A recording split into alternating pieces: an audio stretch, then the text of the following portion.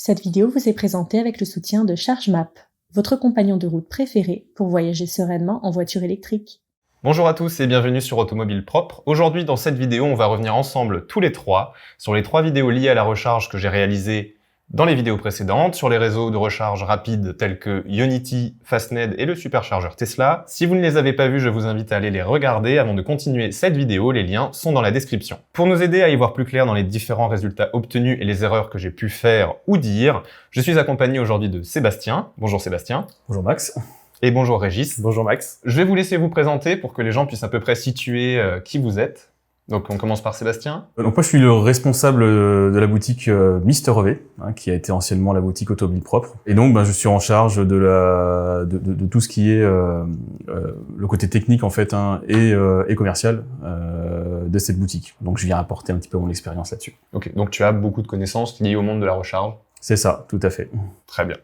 Et Régis, toi, que fais-tu là? Alors moi, je suis conducteur de Tesla depuis 2 ans et je suis aussi membre du club Tesla Owners Club France. Donc tu as beaucoup plus de connaissances sur la Tesla que moi, vu que tu l'as conduite depuis bien plus longtemps. Un peu plus.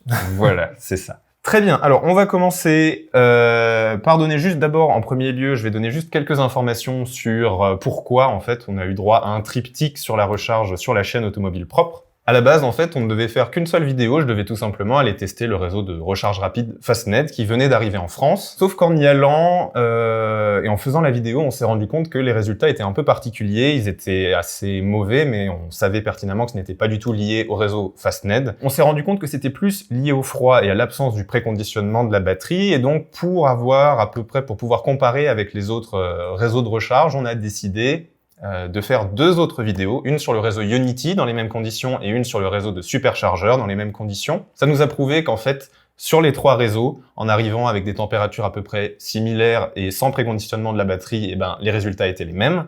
Et dans la dernière vidéo, celle sur le superchargeur, moi j'y suis retourné avec cette fois un préconditionnement de la batterie et on s'est rendu compte que les résultats étaient totalement différents. Je rechargeais 10 fois plus vite. Donc on va un peu voir ensemble pourquoi en fait on a ces résultats, quelles sont les raisons et on va essayer de comprendre un peu plus comment fonctionne la recharge de la voiture électrique. Première question très importante, donc pourquoi le froid a-t-il un impact sur la vitesse de recharge? Sébastien, je vais peut-être te laisser répondre. Le froid va surtout avoir un impact principalement sur ce qu'on appelle un peu la résistance interne de la batterie. Donc ça aura tendance un petit peu à augmenter avec la baisse des températures. Et puis on va observer différents paliers, des barrières qu'on va franchir, qui vont obliger le gestionnaire de batterie à réduire le courant qui va rentrer dans chaque cellule. Notamment quand on va commencer à passer la barrière des 12 degrés. Sur la plupart des véhicules électriques, on va constater des performances réduites globalement, mais plus sur le côté recharge que décharge. Une batterie va avoir une capacité à prendre ou émettre de l'énergie, sortir de l'énergie, qui se calcule par rapport à un coefficient. Voilà, qui est proportionnel à la capacité de cette batterie-là. Donc en fait, plus la batterie est grosse, plus on va avoir des performances de recharge et des charges importantes. Donc plus on va pouvoir tirer de chevaux si on veut, ou de kilowatts. Mais enfin, c'est presque directement aussi la puissance la puissance du moteur qu'on pourrait alimenter avec une batterie d'un véhicule électrique va aussi être liée à ces paramètres-là. Et ce coefficient est plus élevé en décharge qu'en recharge. Voilà, c'est pour ça que les effets d'une baisse de température sont plus rapidement visibles sur la recharge, alors que le véhicule a un comportement a priori normal. C'est pour ça que c'est toujours un petit peu surprenant. On se dit mais qu'est-ce qui se passe? Il fait froid, mon véhicule fonctionne correctement. Pourquoi est-ce que la recharge est plus lente? Voilà, c'est ce phénomène-là. D'accord, donc ça c'est ce qui se passe si on est à une température en dessous de 12 degrés. Donc maintenant, si j'étais allé me recharger avec une température extérieure plus autour des 25 degrés, sans préconditionnement de la batterie, j'aurais pu obtenir des résultats meilleurs. Ah, tout à fait, ouais. Même bien meilleur? Plutôt conforme à ce que le constructeur annonce, Parce qu'en fait, sans même parler de la Model 3 en elle-même, je veux dire, la plupart des chimies de batterie sont conçues pour fonctionner correctement à une température autour de 20 degrés. Voilà. Sauf quelques rares cas, tels que la technologie qui a été utilisée par Bolloré, qui nécessitent une température très élevée, de 60 à 80 degrés, c'était assez délirant. Mais sinon, en général, voilà, autour de 20 degrés, à cœur du pack, évidemment. On ne parle pas juste d'environnement, mais le fait que les 300 et quelques kilos de batterie soient à température, c'est là qu'on va vraiment avoir les performances optimales en charge et en décharge. Donc là, tu aurais dû avoir quelque chose qui s'approchait au max des 170 kW, mais peut-être pas à 40%. Voilà. Ouais, oui, c'est ça. Par rapport à la courbe de recharge, bien sûr. Voilà. Ou à 40%, on doit être plus autour des 140 kW. Mais donc, à 20 degrés, autour de 20-25 degrés de température extérieure, pas besoin de préconditionnement pour atteindre son pic de vitesse de recharge par rapport à la courbe de recharge. Du tout. Et d'ailleurs, c'est là qu'on constatera que tout véhicule électrique va avoir va donner le meilleur de ses capacités. C'est là qu'il va avoir l'autonomie la plus importante possible, parce qu'il n'a pas besoin de dépenser d'énergie cachée pour chauffer ou refroidir le véhicule, pour entretenir la batterie de manière générale, quoi. Mais donc moi, ça me fait me poser une question. Est-ce qu'il y a une température extérieure qui rendrait la recharge pratiquement impossible? Je pense à du moins 20 degrés par exemple. Est-ce que là on peut se retrouver avec 1 kW en vitesse de recharge si on se branche? Alors, j'ai jamais pu l'expérimenter.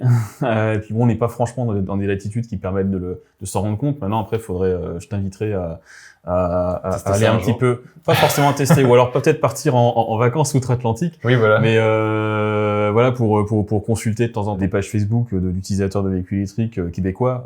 Voilà, eux, ils ont affaire, et surtout en ce moment d'ailleurs, à des températures assez extrêmes. On voit qu'ils arrivent toujours à se recharger, mais effectivement, les performances sont absolument ridicules, quoi. Préconditionnement ou pas, à un moment donné, on n'y arrive plus. Une masse de 300 kilos, ça nécessite une énergie. Je pense même déjà avoir vu des cas de figure où en fait l'énergie dépensée à préchauffer la batterie était quasiment égale à celle de la recharge. Donc en fait, on était au point mort, quoi. En revanche, on arrive toujours à démarrer un véhicule électrique, même dans des températures extrêmes, du moins 20, moins 25, moins 30. Ça part avec des performances très réduites. J'ai pu voir aussi certains usagers se retrouver avec un véhicule qui passait en mode tortue avec 30% de batterie. D'accord. Voilà. D'accord. Pour dire que là, voilà, on est toujours dans cette logique-là, c'est plus la température baisse, plus les performances de décharge et recharge baissent. Mais là, en arrivant à des paliers aussi bas, on arrive vraiment à un palier où même la capacité de décharge devient tellement faible qu'on ne peut pas délivrer la puissance totale aux roues. Ok, maintenant qu'on a répondu à ces deux questions principales, on reviendra ensuite plus tard dans la vidéo sur de nouveau un ensemble de questions. Là maintenant, on va revenir sur des passages des vidéos. Donc on va vous passer un petit extrait et on va revenir dessus avec quelques précisions. On est arrivé à la station Ionity. Vous pouvez la voir juste ici. Il y a une voiture qui recharge une Audi e-tron sur une autre borne. Je suis arrivé avec 41% de batterie. Je crois que c'est exactement ce avec quoi j'étais arrivé chez Fastned. Il fait 3 degrés, donc on est à peu près dans la même température. Et c'est parti pour la recharge. Plusieurs personnes ont critiqué le fait que j'arrivais avec 40% de batterie sur les réseaux de recharge rapide. En fait, la raison est assez simple, elle a été liée tout simplement à la première fois que je suis arrivé sur une borne de recharge rapide. Donc chez Fastned, je suis arrivé avec 40% de batterie. Et pour que sur les prochaines vidéos où j'irai me recharger sur les autres réseaux de recharge, ce soit cohérent et qu'on puisse comparer de manière la plus juste, je suis également allé me recharger avec 40% de batterie. Bien entendu, j'aurais préféré arriver avec 20%, mais ça a été déterminé par la première recharge. Mais c'est pas forcément un problème d'aller se recharger avec 40% de batterie.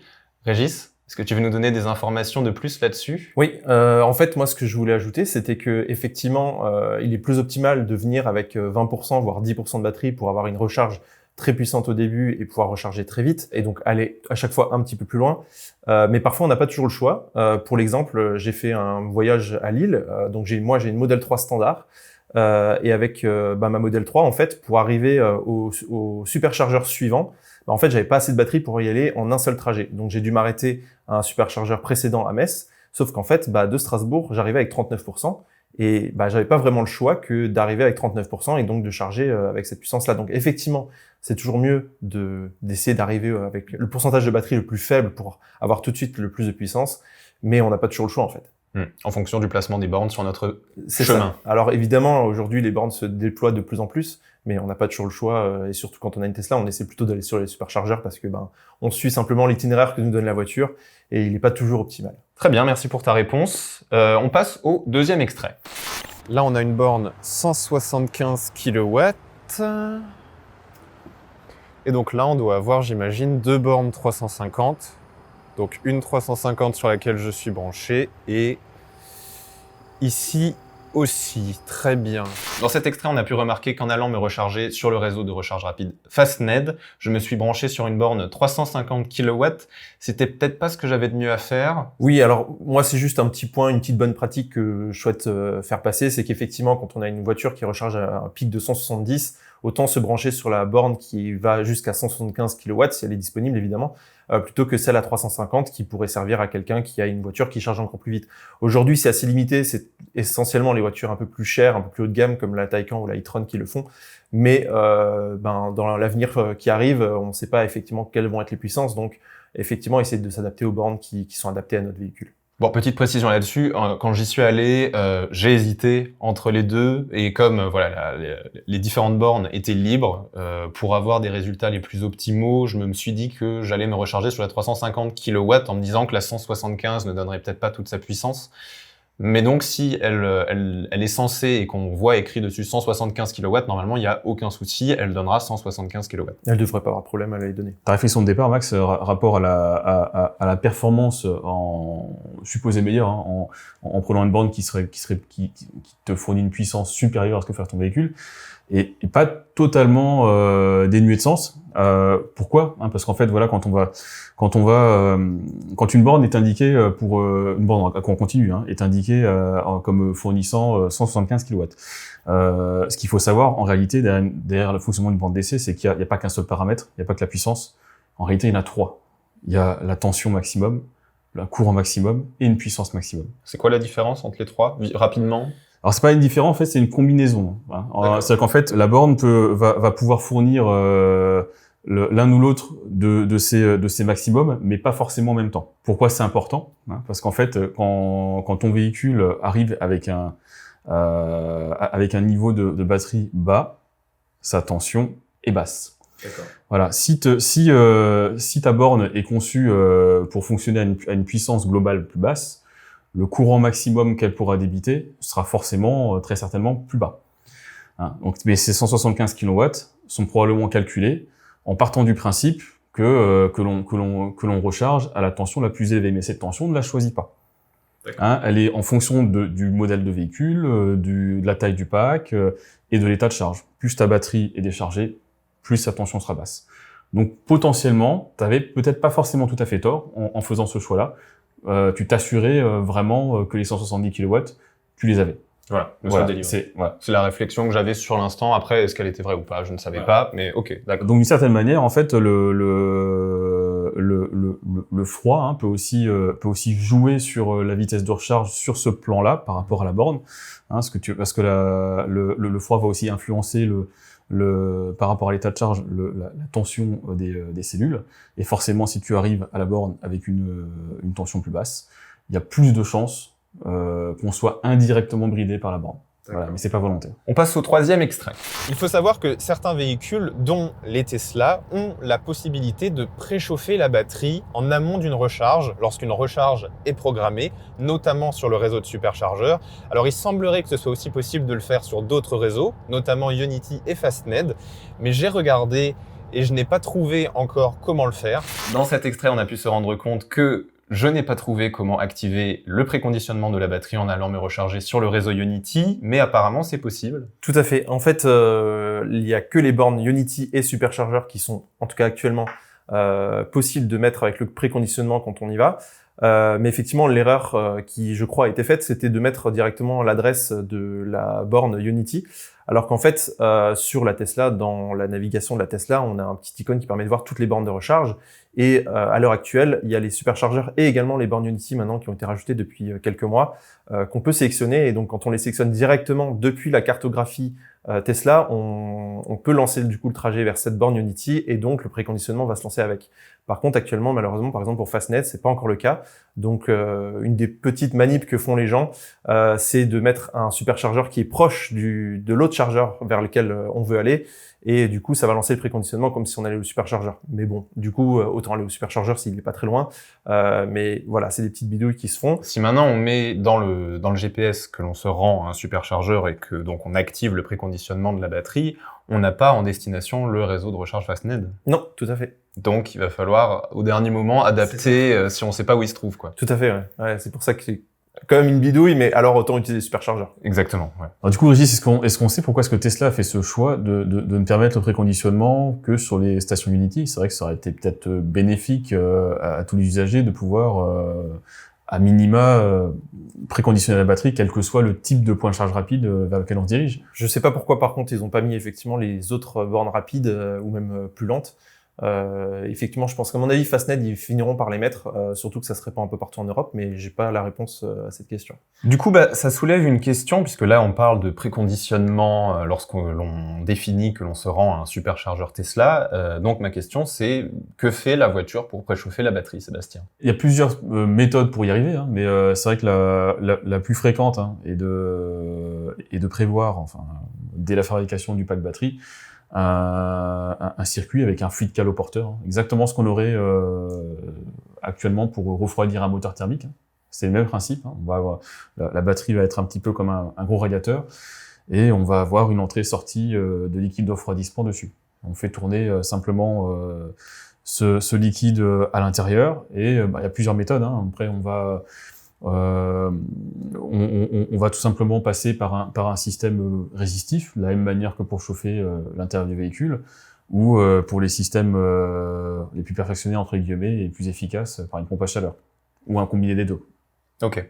Mais donc maintenant, quand on a maintenant une Tesla Model 3 2021, qui est la première avec une pompe à chaleur, cette pompe à chaleur, en plus de diminuer l'impact du chauffage dans l'habitacle, va aussi permettre de préconditionner la batterie. C'est la même pompe à chaleur qui va permettre les deux. Alors là, je sais pas si Régis aura peut-être plus d'informations là-dessus.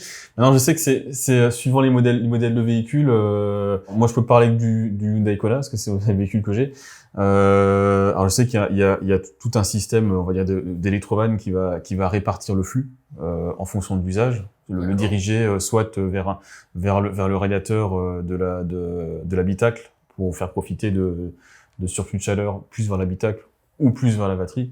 Voilà, en fait, c'est un circuit de répartition, un petit peu comme ce qu'on aurait avec une chaudière domestique. Voilà, on va ouvrir des robinets plus ou moins pour diriger plus ou moins la chaleur ou le froid produit, hein, parce que l'inverse est aussi possible en été, hein, vers la batterie ou vers l'habitacle. Moi, je veux pas m'avancer dessus, mais je pense que c'est pas la pompe à chaleur, puisque la pompe à chaleur a été rajoutée après, et les modèles 3 avaient déjà le préconditionnement disponible sur les anciens modèles. Donc, à mon avis, ils ont gardé le même fonctionnement sur les batteries avec le même chauffage, et ils ont juste changé la pompe à chaleur pour l'habitacle. C'est vrai que, historiquement, Tesla a toujours eu un système de conditionnement.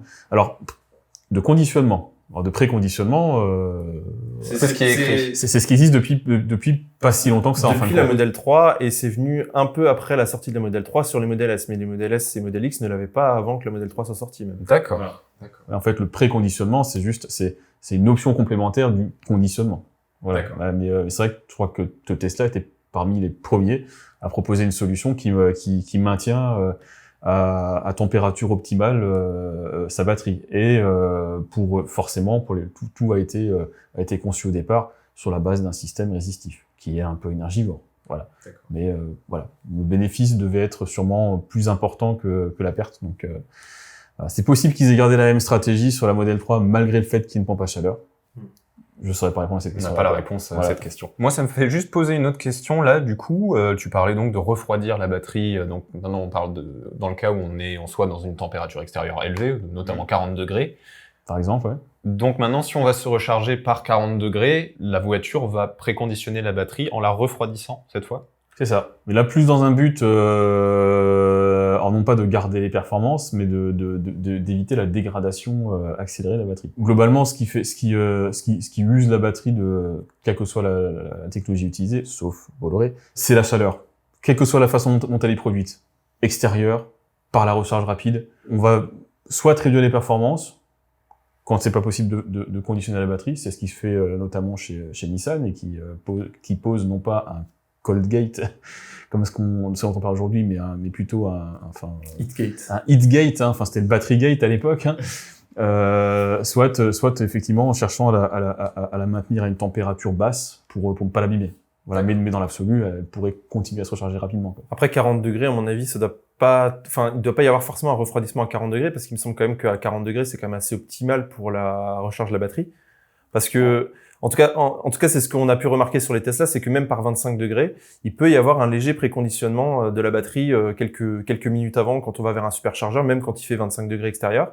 Parce que justement, elle va chercher à être montée à 35-40 degrés pour avoir justement le plus de puissance maximum, quitte à avoir une légère dégradation, et il me semble en tout cas. Comment on sait que la Model 3 est en train de préconditionner la batterie? Est-ce que c'est quelque chose qui se voit au tableau de bord, ou est-ce qu'on parle simplement là de l'expérience de quelques geeks, hein, qui branchent un sniffer ODB pour le savoir, quoi. En fait, l'usager il est au courant de ça quand Oui, sur la Tesla, en fait, quand il y a le préconditionnement qui se lance, tu vas avoir un petit message à gauche, au niveau un peu en dessous de ta vitesse, qui indique que le préconditionnement est lancé. Mais par contre, tu trouveras des vidéos de geeks sur le net qui ont, eux, essayé d'estimer pour voir un petit peu quelle était cette consommation, justement, notamment que par 23 ou 25 degrés, en fait, ça consommait. Donc, il y en a qui ont voulu voir un petit peu quelle était la puissance qui était quand même prise pour ça. Voilà. Avec des adaptateurs ODB branchés dans la voiture et tout ça pour voir la température exacte du bloc batterie à l'instant T. C'est ça, ouais. Et puis de voir en fait qu'il se mettait à consommer plus d'énergie, parce que sur la Tesla, c'est toujours aussi un peu compliqué de savoir qu'est-ce qu'elle consomme exactement, parce qu'elle va nous donner la puissance qu'elle consomme pour rouler, mais pas forcément le chauffage inclus ou des choses comme ça, ou en tout cas le préconditionnement, elle va pas forcément l'indiquer, et du coup, ça nous permet de voir de combien baisse la batterie et de pouvoir vraiment estimer quelle est la consommation réelle, quoi. Pour revenir à mon expérience avec le Hyundai Kona, les modèles de chez Kia Hyundai de manière générale, hein, là on a peut-être pas une vue hyper détaillée, mais on a quand même un aperçu un peu plus précis de ce qui se passe au niveau de la façon dont l'énergie est consommée, hein. On a sur l'infotainment de manière séparée l'énergie dépensée pour rouler, pour conditionner l'habitacle, l'électronique en général, tout ce qui est ventilation, etc. Et séparément, enfin, il y a un poste qui est destiné à l'entretien de la batterie.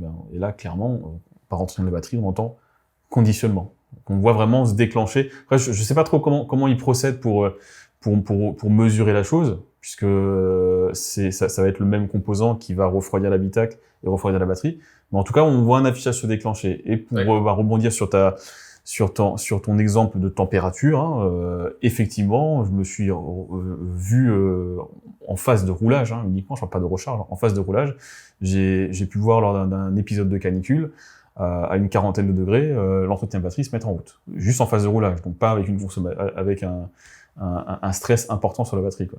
Pour la refroidir, du coup. Voilà, donc c'est vraiment que le constructeur estime qu'à ce niveau de température interne, la batterie est en danger, quoi. Surtout que comme elle travaille, elle devait être aussi sûrement plus chaude que la température extérieure. Justement, non, là, j'étais sur des petites routes, hein. J'avais pas de conduite dynamique ni quoi que ce soit. Pas sur l'autoroute.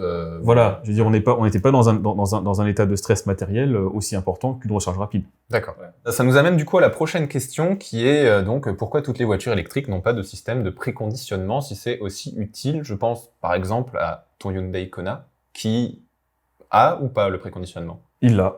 Il l'a. Comme la plupart des modèles de la marque en fait, hein, du groupe, hein, il l'a. Je me pose la question, hein, franchement. Alors c'est vrai que il y a un surcoût, hein, certainement. C'est un peu dommage de faire l'impasse là-dessus parce que ça aide aussi quelque part le constructeur à assumer sa garantie, parce qu'il va pérenniser la batterie du client et s'éviter de devoir négocier sur une perte de capacité parce que notamment la chaleur aurait détruit le pack progressivement. C'est plus ce qui a été observé, notamment chez Nissan. Hein. Mm-hmm. Nissan à ses débuts avec la Nissan Leaf a essuyé quelques gros plâtres, hein, sur les premiers modèles. Je pense pas que les nouveaux modèles qui vont sortir chez tous les constructeurs sur le marché du véhicule électrique feront l'impasse là-dessus.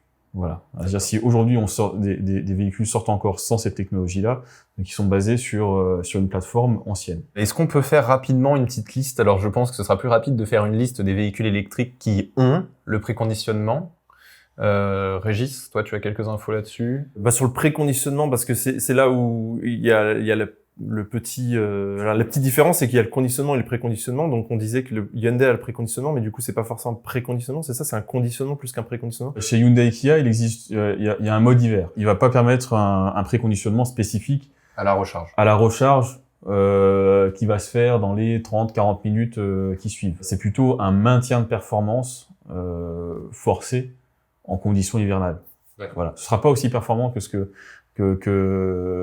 la technique que propose Tesla, qui va être plus énergivore, mais sur une très courte durée. Après, au niveau du préconditionnement à proprement parler, enfin du coup de préchauffage pour de la recharge, je sais que la Porsche Taycan l'a, que les Tesla l'ont, et après je sais pas s'il y a d'autres modèles, peut-être la e-tron GT là peut-être, mais je suis pas sûr. Et après, j'ai pas connaissance d'autres modèles. Donc une grande majorité, voire même quasiment toute la totalité du parc automobile électrique en dehors des Tesla et des Porsche n'ont pas ce préconditionnement à la recharge. Ce qui veut pas dire qu'il y a pas de gestion thermique hivernale. Hein. Il y a quand même un certain nombre de véhicules qui l'ont, voilà, qui vont quand même réussir à maintenir un bon niveau de performance en hiver, mais pas forcément des performances égales à ce qu'on aurait en été en recharge rapide. Voilà, c'est ça. Il y a autre chose à ajouter, c'est que une voiture électrique, quand on va faire de la recharge rapide, en général, c'est sur un long voyage. Donc, on va rouler pendant 2 heures, 2h30, 3 heures avant de recharger. Donc, les accélérations, les recharges avec freinage régénératif, etc., vont un peu solliciter la batterie, ce qui va la chauffer. Donc, même effectivement, s'il fait -10, du coup, quand on va arriver, on va vouloir recharger, elle va pas être un chargeur optimal. Mais par contre, s'il fait 10 degrés dehors, logiquement, on va arriver, elle sera quand même au moins à, je suppose, faudrait faire des prises de données, mais en tout cas, je pense qu'elle sera au moins à 20 ou 25 degrés parce qu'on a roulé depuis 2h30, 3 heures. Donc, à un moment, elle va quand même avoir une bonne recharge, même si effectivement, parce que là, ce qui s'est passé, c'est qu'effectivement, tu roulais 20 minutes, donc t'arrivais et effectivement, même sans préconditionnement, la batterie était trop froide et donc on chargeait à 30 ou 40 kW. Mais si tu avais roulé pendant 2 heures, 2h30, même sans préconditionnement, je pense qu'elle aurait chargé déjà au moins à 80 ou 100 kW. On revient un peu aussi sur le principe que j'expliquais tout à l'heure par rapport à la résistance interne de la batterie, hein, ce qui est valable aussi en recharge est valable également en décharge. Donc forcément, quand on sollicite la batterie, on tire sur cette résistance interne et forcément on génère de la chaleur, quoi. Un célèbre youtubeur du nord de l'Europe là, a fait quelques expériences là-dessus, justement sur la façon de regagner de la vitesse de recharge sur sa Tesla, vu les conditions de température qu'il a dans son secteur. Et justement, il me semble qu'il avait essayé 2 méthodes différentes. Hein. Une première simplement en roulant assez longtemps à haute vitesse, ce qui s'est soldé relativement par un échec. Et une suivante à passer 10-20 minutes à taper des grosses accélérations, freinage. Et au final, c'est cette méthode-là qui a été la plus efficace, en fait. Hein. C'est vraiment quand on cherche à exagérément solliciter la batterie, on peut arriver à quelque chose d'assez proche d'un préconditionnement, mais c'est pas très écologique. J'ai l'impression. Mais c'est marrant. C'est marrant. Alors, je peux rajouter juste quelques petites infos à ce sujet-là. Donc, mes 2 premières recharges sur le réseau Fastned et Unity, j'ai roulé à peu près 3 quarts d'heure. Et quand je suis arrivé, donc c'était principalement de l'autoroute, et quand je suis arrivé, j'avais généralement autour des 25 kW de vitesse de recharge. Quand je suis allé me recharger au superchargeur, qui est donc à 10 minutes de chez moi, là, à Strasbourg, j'ai beaucoup moins roulé. Donc j'ai eu une vitesse de recharge de 14-15 kW. Donc oui, plus on roule, plus on va quand même sans activer le préconditionnement, faire en sorte que la batterie aura une température plus à même d'accepter une recharge plus rapide. Bon, on va continuer, on va passer au 4e extrait. On arrive sur le réseau de superchargeurs Tesla de Strasbourg. Voilà, on est arrivé au superchargeur et c'est parti pour la recharge. On est arrivé avec 38% de batterie et il fait actuellement 8 degrés. Alors pour ceux qui n'ont jamais eu l'occasion de se rendre sur un réseau de superchargeurs, vous pouvez remarquer que c'est quand même un petit peu différent de ce qu'on a l'habitude de retrouver chez Ionity ou chez Fastned. Donc dans cet extrait, on a pu voir que j'allais me recharger un superchargeur Tesla, celui de Strasbourg, qui est un V2, donc qui était limité à 150 kW, c'est ça si j'ai bien compris, Régis? Et il y en a d'autres qui sont plus puissants. Tout à fait. En fait, il y a les superchargeurs V2 avec lesquels ils ont commencé en France qui ont une puissance maximum de 150 kW. Donc de toute façon, même si la standard plus ne peut pas dépasser, a une puissance de 170 kW max, de toute façon sur un chargeur V2, on ne pourra pas dépasser les 150 puisque c'est une limitation au niveau de la borne. Et par contre, il y a les superchargeurs V3 qui ont une puissance maximum de 250 kW et qui du coup vont permettre d'aller beaucoup plus haut. À noter qu'en plus, les V2 fonctionnent par paire. Donc, si on va sur une borne V2 et qu'il y a déjà quelqu'un d'autre qui charge à côté, d'où les numéros 1A, 1B, 2A, 2B, etc. D'accord. Si quelqu'un d'autre charge déjà à côté, la puissance sera divisée par 2 entre les deux personnes qui rechargent. Donc, quand vous chargez sur un superchargeur V2, il faut essayer d'aller sur une stèle sur deux. Alors qu'au contraire, les V3 fonctionnent unitairement, ils sont pas en paire, donc on peut aller charger sur une V3 à côté de n'importe qui. Et d'ailleurs, c'est ce qu'ils installent maintenant un peu partout en France, uniquement des V3 pour avoir la puissance maximum. Alors, comment est-ce qu'on distingue extérieurement, un superchargeur V2 d'un V3? Est-ce que c'est par rapport à la numérotation des stèles, ou est-ce qu'on a toujours ce principe que qu'on soit sur un V2 ou un V3 de borne 1A, 1B, etc. quoi? Alors, la numérotation va permettre effectivement de voir, il y aura à chaque fois un A, un B, quand ça sera justement les paires, et par contre, ça sera 3, 4, 5 A à chaque fois pour normalement les... Sur un V3, V3 quoi. Ouais. Sur un V3. Mais ça, c'est quand on est sur le lieu, mais maintenant, Oui. sur le GPS Tesla, lorsqu'on veut se rendre à un superchargeur pour se recharger, il indique si c'est un V2 ou un V3. Il y a normalement, alors La puissance, j'ai plus de tête, 150 mais kW, je crois que c'était écrit sur... ouais, c'est ça. Il y aura écrit le nombre de bornes qui sont en 150 et le nombre de bornes en 250 à chaque fois. La plupart, c'est soit V2, soit V3, mais il y a quelques stations, effectivement, qui ont les deux et qui indiquent effectivement clairement les deux puissances qui sont disponibles. Une autre façon de distinguer, ça vient de me revenir, c'est, je crois que les V2, en fait, ont deux pistolets. Un pistolet pour les modèles S et modèle X, et l'autre pistolet uniquement en combo, avec le deuxième pistolet combo CCS pour les modèles 3, alors que les V3 ont que le pistolet combo CCS. C'est la question que j'allais te poser, mais effectivement, t'y réponds, parce que évidemment, je pense que physiquement parlant, la solution de recharge que Tesla avait imaginée à la base pour l'Europe, qui utilise, c'était un peu exceptionnel pour l'époque, et c'est les seuls à avoir fait ça, qui utilise un simple connecteur type 2 pour faire de la recharge à courant continu. Alors que dans tous les autres cas de figure, c'est utilisé uniquement en courant alternatif. Là, elle trouve ses limites. On peut pas aller au-delà de 150 kW dans ce mode-là, donc forcément, ça va être sur du combo, quoi. Ça me permet de poser une question. Donc maintenant, sur le superchargeur de Strasbourg, c'est donc un V2, donc il y a donc deux prises, une combo CCS et une type 2. Oui. En type 2, on peut atteindre jusqu'à quelle puissance? Logiquement, avec une modèle S, modèle X, je crois que c'est aussi dans les 125, quelque chose comme ça, mais je suis pas sûr, là. Modèle 3 aussi? Si maintenant j'avais branché avec ma modèle 3, avec la type 2, est-ce que ça marcherait? Je pense pas que non, je pense pas que la prise de la modèle 3 soit adaptée à cette puissance-là. Elle est vraiment faite pour le combo CCS. En fait, elle a même pas été conçue pour tirer, parce que là, on est sur de la recharge à courant continu, Oui, oui. Voilà, en fait, la modèle 3, à ma connaissance, elle est pas câblée pour recevoir du courant continu sur la partie type 2. Ces fiches-là. C'est que du 11 kW sur le type 2 normalement. Donc en fait, il se passera rien. Normalement, si tu tentes d'utiliser le connecteur type 2 sur ta modèle 3, ça ne marchera pas. Il faudra que j'essaye. Peut-être qu'elle charge à 11.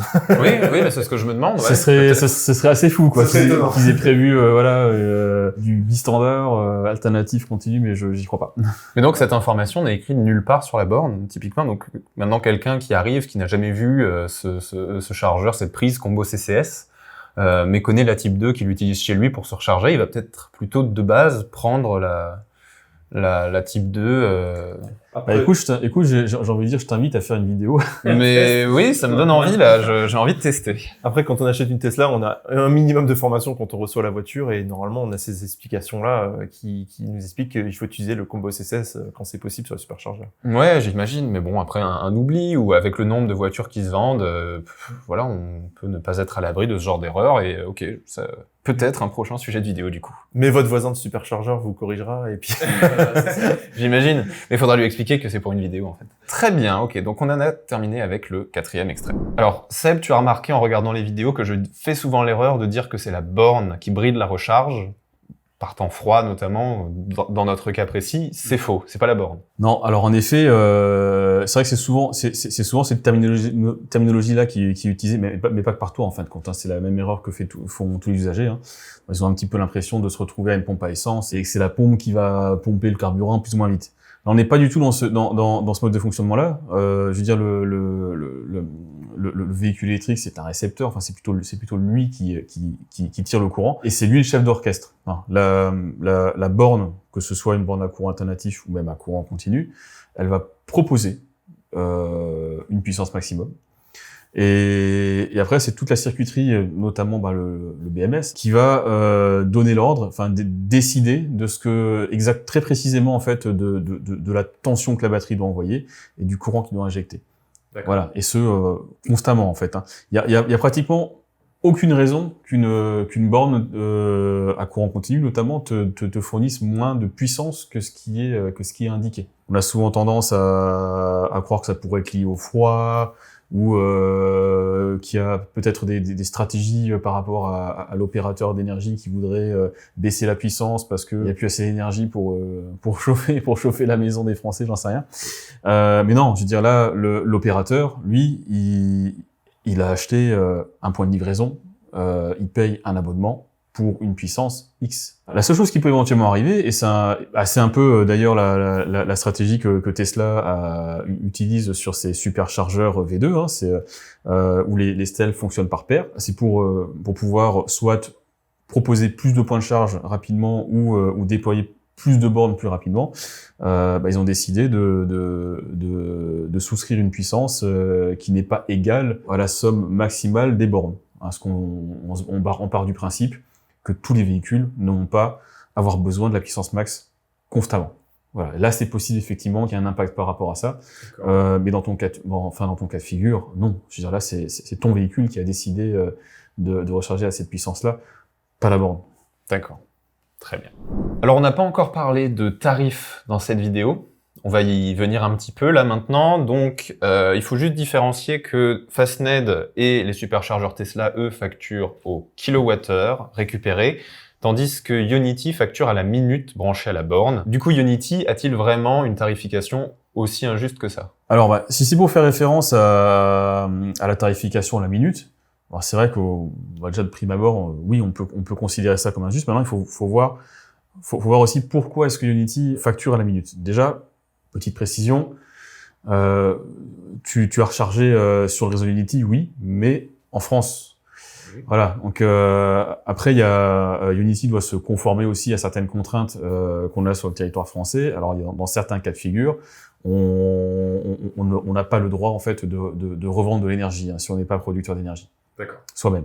Voilà, c'est pour ça que certains syndicats d'énergie vont pouvoir facturer au kilowattheure et que les entreprises privées, elles, ne pourront pas. Donc, elles vont essayer de trouver un subterfuge sous forme de revente de services à la minute pour quand même te vendre d'énergie. Voilà. Tu serais allé te recharger chez Ionity, mais en Allemagne, tu aurais aussi été soumis à une tarification au kilowattheure. Maintenant, c'est pas non plus complètement idiot en soi. Parce que le plus gros investissement pour un opérateur de recharge, hein, c'est d'abord l'infrastructure en elle-même. Il y a aussi l'entretien derrière, peut-être aussi la location du site. Et au final, ce qui lui importe, c'est qu'il y ait de la rotation. Ce qui lui coûte de l'argent, c'est le temps que tu passes sur place, pas tant l'énergie des kilowattheures que tu as soutirés. Voilà. Donc il y a ces deux raisons-là qui jouent. Mais effectivement, oui, tu coûtes de l'argent en passant du temps sur place. Effectivement, ça va mettre au bord de la route certains usagers qui n'ont pas un véhicule adapté à la recherche sur ce type de borne-là. Là, typiquement, c'est assez injuste vis-à-vis de certains conducteurs de véhicules électriques. On pense notamment à des voitures électriques qui peuvent recharger en courant continu qu'à des vitesses plutôt faibles. Et du coup, ils vont être très impactés par le coût à la minute, puisqu'ils vont rester branchés bien plus longtemps que quelqu'un qui possède une Tesla Model 3 grande autonomie ou une Porsche Taycan, qui sont généralement des voitures qui coûtent bien plus cher. Donc, d'un point de vue de ce genre de fonctionnement-là, c'est vrai que c'est un peu particulier, quoi. Maintenant, tout n'est pas figé, hein. Alors oui. Je sais pas exactement où on en est du côté légal là-dessus, mais je sais que les choses sont quand même pensées pour évoluer à terme vers une légalisation de la tarification kilowattheure en France, quoi. Il y a quelques jalons à poser. Alors notamment, je sais qu'il y a eu à un moment donné des soucis spécifiquement sur la recharge à courant continu.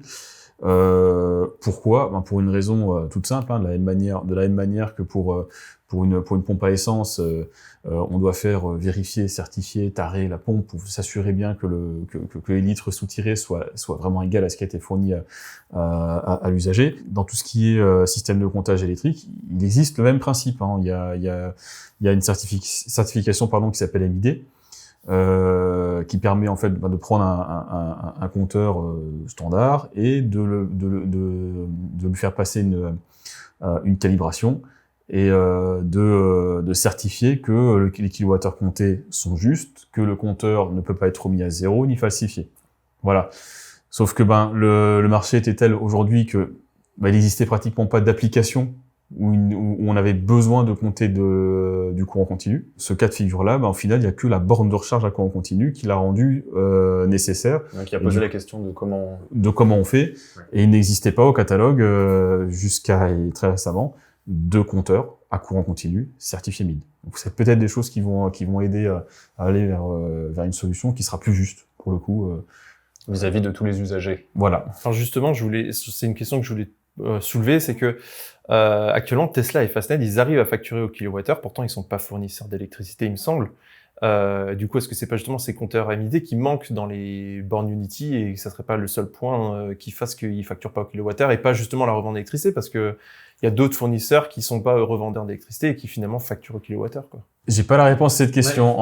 En fait, je me demande pas trop pourquoi Unity peut pas le faire. Je me demande surtout comment est-ce que Tesla fait pour y arriver. Et Fastned, du coup, maintenant aussi. Et Fastned. Alors maintenant, Fastned commence à s'installer,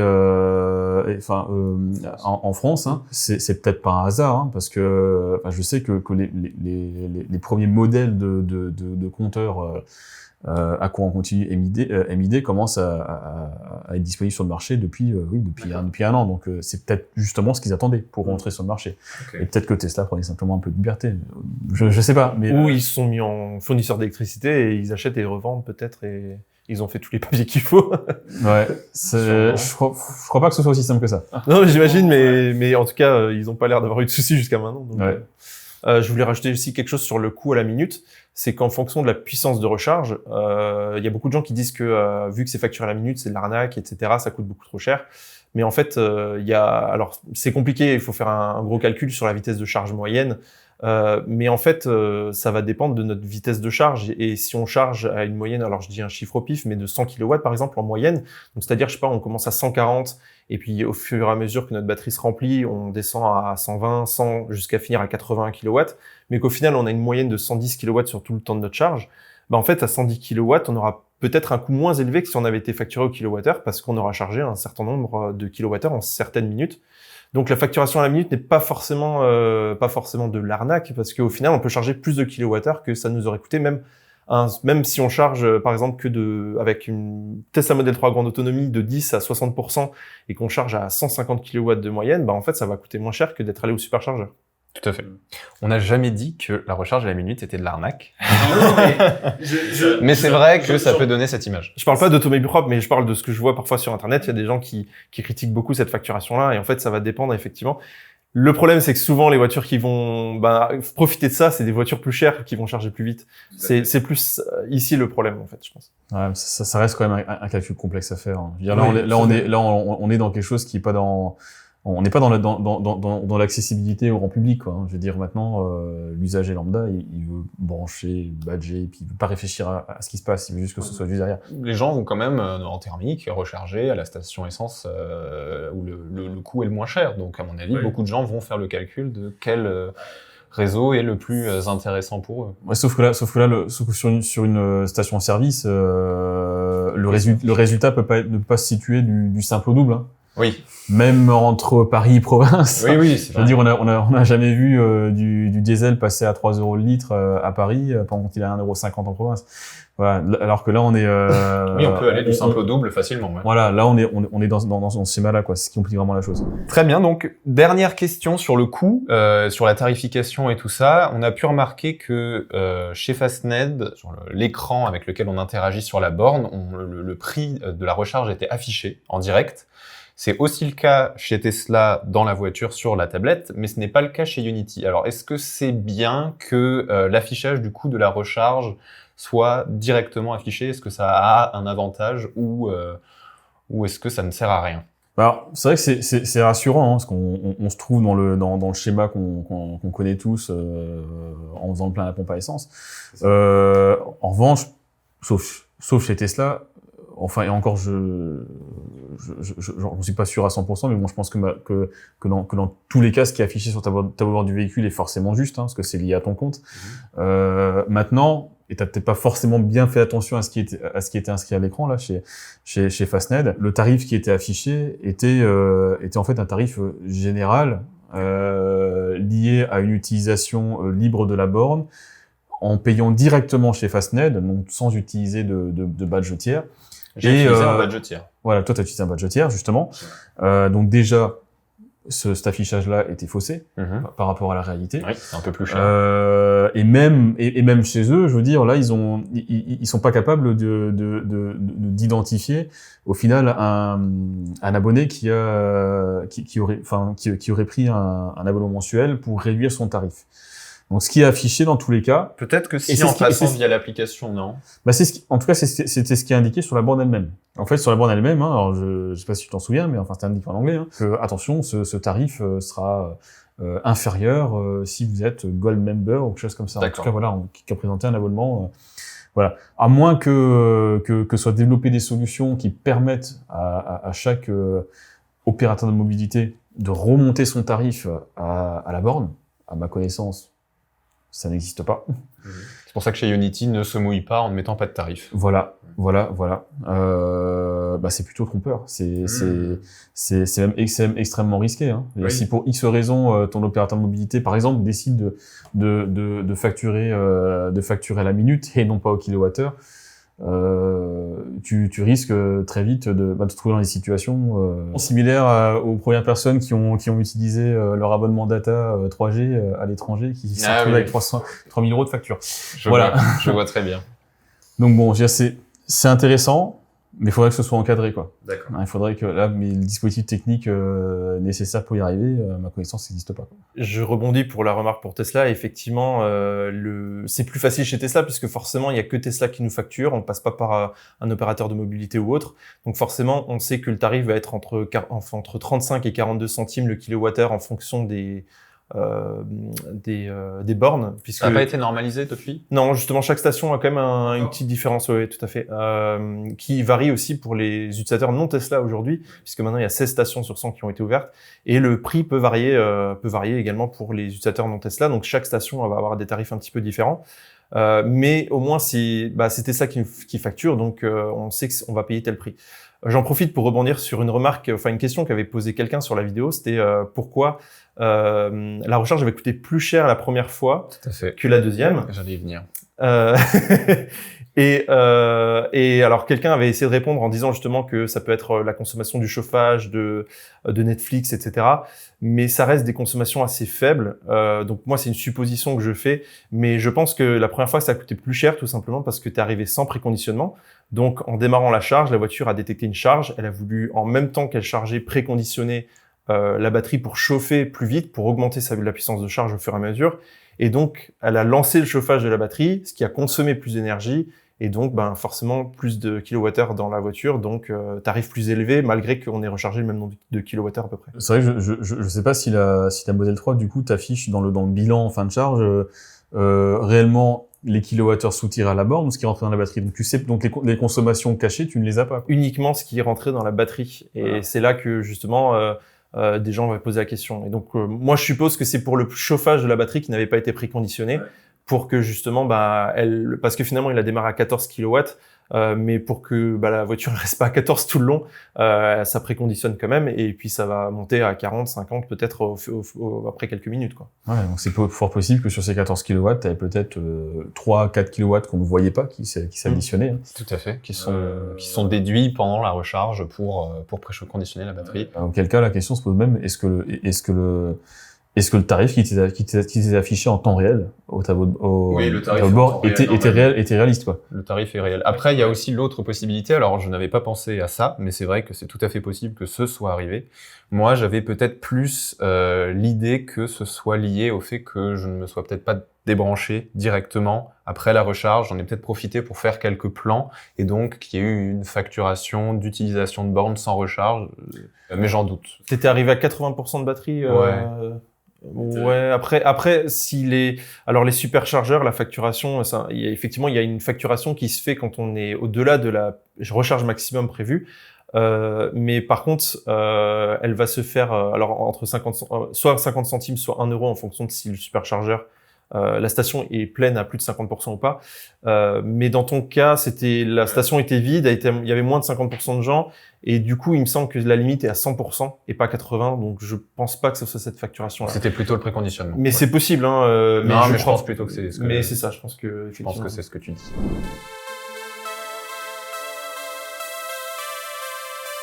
Voilà, donc je pense qu'on a fait le tour des ensembles de remarques de ce qu'on pouvait dire sur les vidéos, sur les 3 vidéos liées à la recharge. Maintenant, je vous propose qu'on passe à une petite partie foire aux questions. J'ai demandé aux abonnés d'Automobile Propre de poser leurs questions liées à la recharge dans les commentaires de la dernière vidéo sur les superchargeurs. Donc on va poser quelques questions. Alors la première de Norder UO, doit-on aussi préchauffer la batterie quand on charge à la maison ? Je dirais, t'en as un petit peu, t'as presque répondu à cette question-là, parce que je veux dire, on voit que les limitations auxquelles tu as affaire, malgré tout, te permettent toujours de recharger à un niveau bien supérieur à ce qu'on peut faire à domicile. Hein. Ah, je veux dire, à domicile, on va être sur du 7 kW, du 11 kW. 22 grand maximum. 22 grand maximum. Encore faut-il avoir l'installation pour le faire, à moins d'avoir un site industriel ou une grosse entreprise, c'est pas possible. Faut du triphasé déjà. Faut du triphasé, voilà. Ça se trouve quand même pas mal en France, hein, c'est pas fréquent. Ouais. Donc non, c'est pas nécessaire, hein, okay. En fin de compte. Hein. Non. Très bien. Alors, Gilram demande pourquoi charger à 80% si c'est une LFP ? Pour le gain de temps, peut-être. Alors, concernant la recharge à 80%, c'est parce qu'une LFP, il faut savoir que c'est les nouvelles batteries sur les Tesla Model 3 depuis 2021, qui sont des batteries qui peuvent être rechargées à 100% sans avoir de dégradation. En tout cas, c'est recommandé aujourd'hui par Tesla de charger ces batteries-là à 100% et non plus à 80% comme c'était auparavant. Par contre, pourquoi charger à 80% ? Là, c'est la vitesse de charge en fait qui va être nettement réduite. Et du coup, de charger de 80 à 100% ou même de 80 à 90, ça va prendre beaucoup de temps. On va peut-être prendre 10 minutes pour charger de 80 à 90, alors qu'en 10 minutes, on aura chargé avant de 40 à 80. Donc, il n'y a pas vraiment d'intérêt en fait d'attendre 10 minutes de plus. Alors, vous le pouvez si c'est votre dernier arrêt, par exemple, et que vous voulez arriver à destination avec un peu plus de pourcentage de batterie, ça, il y a un intérêt. Mais par contre, si vous êtes en train de justement parcourir 800 km et que c'est votre premier ou deuxième arrêt, il n'y a pas forcément d'intérêt d'attendre 10 minutes de plus, alors qu'en fait, en vous arrêtant 2 minutes de plus au prochain arrêt, vous les gagnerez déjà ces 10%-là. Très bien. Question de François-Marie. Charger plus vite et plus fort une batterie ne risque-t-il pas d'abréger sa durée de vie ? Le plus gros ennemi de la batterie, c'est la chaleur. Hein. Donc la recharge rapide, même si c'est pas toujours suffisamment en hiver pour y arriver, malgré tout, augmente la température de la batterie, quoi. Voilà, donc tout comme les fortes accélérations et le freinage régénératif. Voilà. Donc oui, c'est vrai, c'est un des facteurs. C'est un des facteurs effectivement, mais c'est pas la recharge en fait c'est une cause secondaire. Voilà, évident que si on fait de la recharge rapide tous les jours à 10 degrés, on va pas avoir le même résultat que la même chose à 40 degrés, quoi. Il ne faut pas diaboliser non plus complètement la recharge rapide. C'est pas forcément systématiquement néfaste. Voilà, c'est vraiment les conditions dans lesquelles on le fait qui vont jouer. Qui vont déterminer si on endommage ou pas la batterie. Voilà. Effectivement, si on fait de la recharge rapide toutes les semaines, etc., ça va effectivement dégrader potentiellement la batterie plus ou moins parce qu'on va faire souvent des recharges rapides. Mais si c'est pour faire des recharges rapides une fois tous les 2 mois ou une fois par mois, ça sera quand même assez négligeable sur la durée de vie de la batterie potentiellement, quoi. Et dernière question de Lucky. Est-ce qu'on peut préconditionner la recharge de manière manuelle hors Tesla, exemple Peugeot i208? Bah, c'est la question qu'on avait avant sur Hyundai Kia. Pour moi, c'est pareil chez Peugeot. Il n'y a pas de préconditionnement de préchauffage pour recharge rapide disponible sur les Peugeot et il n'y a pas effectivement de technique manuelle ou d'option dans la voiture pour le faire. Même Tesla ne le propose pas. On peut pas dire à la Tesla préconditionne-moi la batterie pour une charge rapide parce que je sais que je vais chez Fastned. Non, ils l'ont pas, quoi. Donc il y a actuellement finalement aucun modèle qui le permet de déclencher un préconditionnement manuel. Donc c'est non. Ouais. Quelque part, ça rejoint un petit peu on parlait tout à l'heure. Hein, même Tesla ne le propose pas de le faire manuellement parce qu'ils veulent quand même s'assurer que l'usager le fait bien dans l'optique absolument de se recharger, quoi. Ils veulent pas lui faire prendre le risque d'avoir gaspillé l'énergie inutilement. Bah, il pourrait tout simplement mettre qu'il se rend à un superchargeur et ne pas s'y rendre. Oui, voilà. Mais bon, on pourra pas lui reprocher. On pourra pas reprocher à Tesla d'avoir mis l'usager dans la panade, quoi. Très bien, bon, bah, c'est la fin de cette vidéo. Merci messieurs pour avoir participé. Merci de ton invitation. Mais de rien. Merci à toi.